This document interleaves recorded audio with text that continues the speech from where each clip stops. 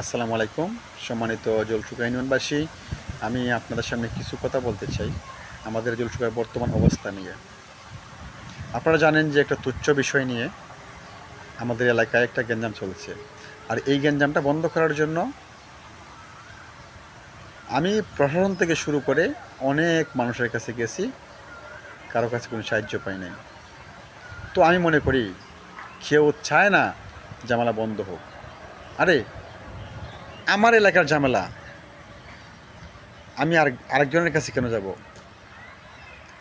আমার এলাকার ঝামেলা চাইলে আমি শেষ করতে পারি, যদি আমার মন ভালো থাকে। আমার তো কারো কাছে হাত দিত না, পাততে হয় না। কেন যাইব আমি? আমার এলাকার দুর্নামটা আমি কেন ছড়াইব? এটা সাধারণ আমাদের মনের ঝামেলা। এই যে তুচ্ছ বিষয়গুলা, ছোটো ছোটো বিষয়গুলো আমরা বড় করে পেলি, এটা আমাদের মনের ঝামেলা। যা হয়েছে হয়েছে, আমরা সামনের দিনগুলা আমরা সুন্দর করে চলার চেষ্টা করি। কেউ চায় না, আমি মনে করি আমি যত জায়গায় গেছি, আমি যেহেতু কারো কাছে সাহায্য পাই না, কেউ চায় না যে এলাকার ঝামেলাগুলো বন্ধ হোক। আমি মনে করি তাহলে কেউই যখন চায় না, সবাই যখন চায় ঝামেলাগুলো বাড়ুক, বড় হোক, তাহলে এই ঝামেলাগুলো আমরা নিজেরা শুরু করি, আমরা শেষ করি, আমরা শেষ করার চেষ্টা করি।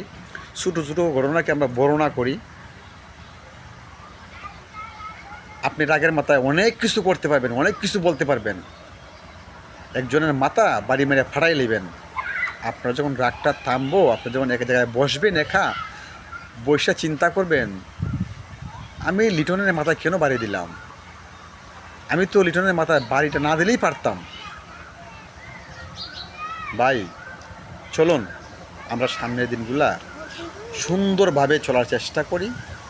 আমাদের জলসুকা ইউনিয়নের যা দুর্নাম আমরা ছড়াইছি, এতটুকুই ভালো।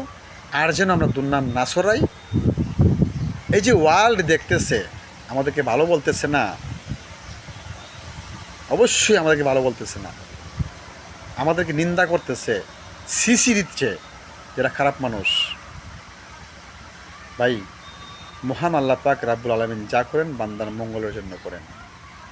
যা হয়েছে হয়েছে, আমরা সকল ভেদাভেদ ভুলে আমরা সুন্দরভাবে চলার চেষ্টা করি।